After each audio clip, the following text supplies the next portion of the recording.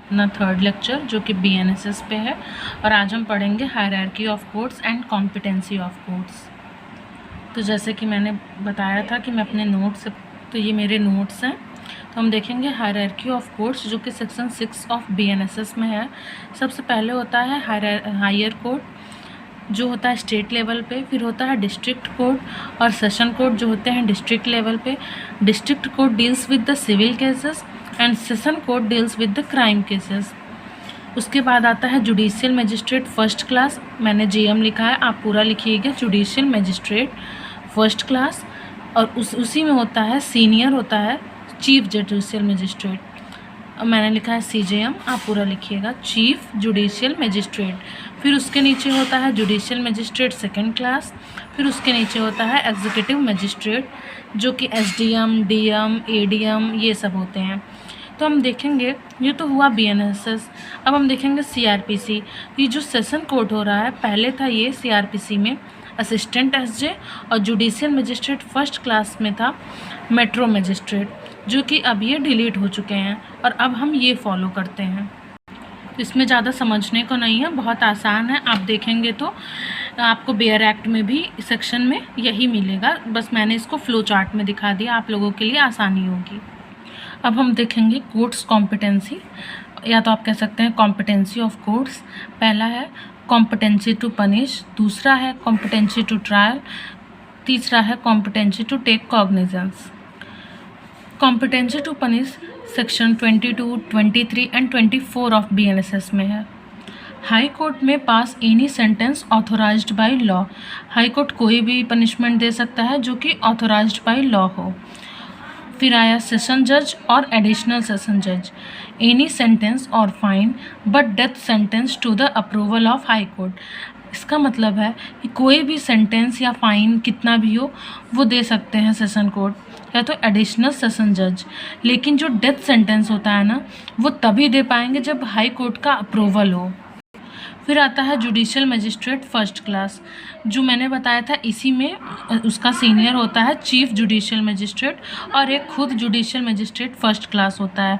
तो जो chief judicial magistrate की पावर होती है पनिशमेंट की 7 ईयर्स या 7 ईयर्स से कम और फाइन, और जुडिशियल मजिस्ट्रेट फर्स्ट क्लास की होती है 3 ईयर्स और लेस देन 3 ईयर्स और फाइन 50,000 हो सकता है। ये बीएनएसएस में है और पहले सीआरपीसी में 10 ईयर्स था जो कि सीआरपीसी में था भाई मतलब। और फिर आता है जुडिशियल मजिस्ट्रेट सेकंड क्लास, ये 1 साल तक की सज़ा दे सकता है या तो उससे कम, लेकिन उससे ज़्यादा नहीं। और फाइन भी 10,000 से ज़्यादा नहीं होनी चाहिए, सीआरपीसी में 5,000 ही था। फिर हम देखते हैं कि जो बीएनएसएस में बस है ये सीआरपीसी में, बीएनएसएस में बस है, सीआरपीसी में ये नहीं था। जुडिशियल मजिस्ट्रेट फर्स्ट क्लास और जुडिशियल मजिस्ट्रेट सेकंड क्लास के पास एक और पावर होती है पनिशमेंट ऑफ कम्युनिटी सर्विस। इसके साथ फाइन नहीं दिया जाएगा। ये कम्युनिटी सर्विस है कि जो छोटे मोटे केसेस हैं जिनको पनिशमेंट देना उचित नहीं लगता है तो वो उनको कम्युनिटी सर्विस की पनिशमेंट देते हैं। चलिए एग्जाम्पल से इसे समझते हैं। मान लीजिए एक ऑफेंस हुआ, थेफ्ट का ऑफेंस हुआ जिसकी पनिशमेंट आपको आईपीसी में दी हुई है 3 ईयर मैक्सिमम प्लस फाइन भी। इस केस से डील कर रहा है जुडिशियल मजिस्ट्रेट फर्स्ट क्लास जिसकी पावर होती है 3 ईयर की, वो इम्प्रिजनमेंट दे सकता है प्लस 10,000 फाइन दे सकता है। अब मान लीजिए कि जो एक्यूज्ड है वो ये 10,000 देने के एबल नहीं है, तो क्या होगा, लेकिन देना तो पड़ेगा ही, तो फाइन की जगह उसकी इम्प्रिजनमेंट की सज़ा बढ़ा दी जाएगी, जिसका फॉर्मूला होता है 1/4 ऑफ मैक्सिमम पनिशमेंट। तो यहाँ पे होगा 3 ईयर प्लस 1/4 इंटू 3 ईयर, तो 3 ईयर प्लस 9 मंथ्स। आप इसको चेंज करिएगा मंथ्स में, फिर करिएगा तो आसानी होगी आपको। तो उसको टोटल सज़ा होगी 3 ईयर प्लस 9th मंथ को। अब मैं आपको एक वो बताना चाहती हूँ, ये जो 3 ईयर होता है, जो इम्प्रिजनमेंट का समय होता है, इसको कहते हैं सब्सटैंटिव इम्प्रिजनमेंट। और ये जो इम्प्रिजनमेंट होता है जो फ़ाइन की जगह पे होता है, तो इसको कहते हैं एडिशनल इम्प्रिजनमेंट। आई होप आप सबको समझ में आया होगा। हम दूसरा एग्जांपल लेते हैं, क्रिमिनल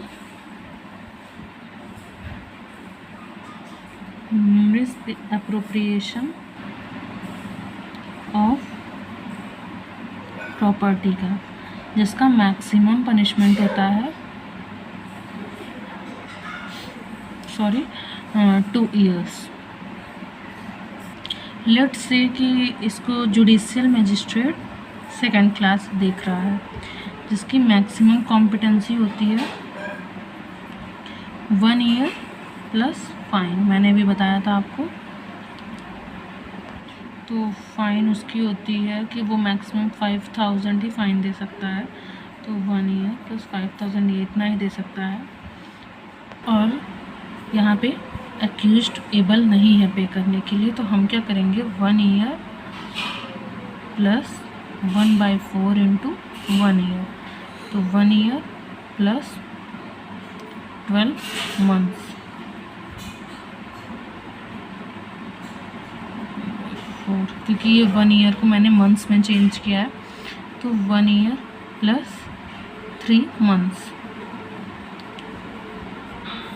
ये होगी टोटल। ये हमारा हो जाएगा एडिशनल इम्प्रिजनमेंट और ये हो जाएगा हमारा सब्सटैंटिव इम्प्रिजनमेंट।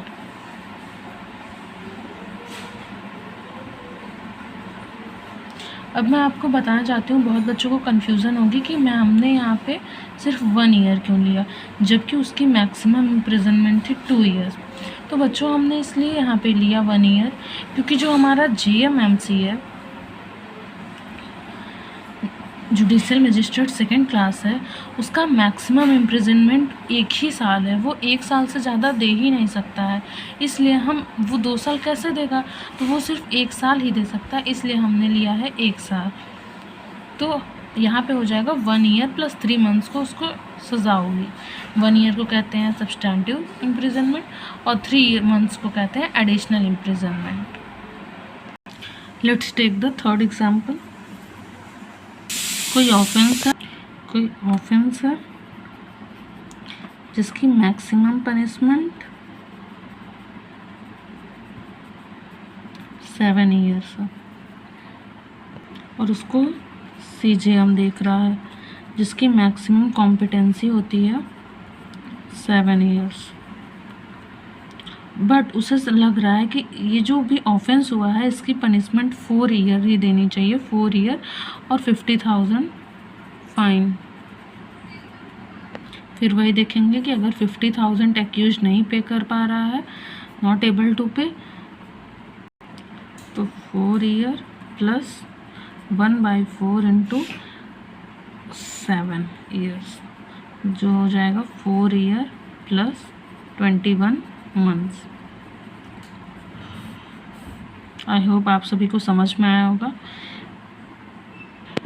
आई नो बहुत लोगों को यहाँ पे कन्फ्यूज़न होगी कि हमने यहाँ 7 क्यों लिया, 4 क्यों नहीं लिया, बट हम 7 इसलिए लेंगे क्योंकि CJM जो होता है चीफ जुडिशियल मजिस्ट्रेट, उसकी मैक्सिमम कॉम्पिटेंसी होती है 7।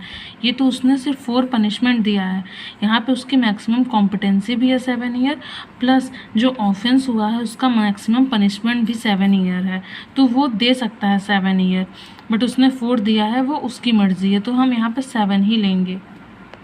अगर किसी को समझ में कि आप लोगों को जो ना समझ में आया हो, आप लोग कमेंट बॉक्स में बताइए, मैं उस पर दोबारा वीडियो बनाने की कोशिश करूँगी। Thank you.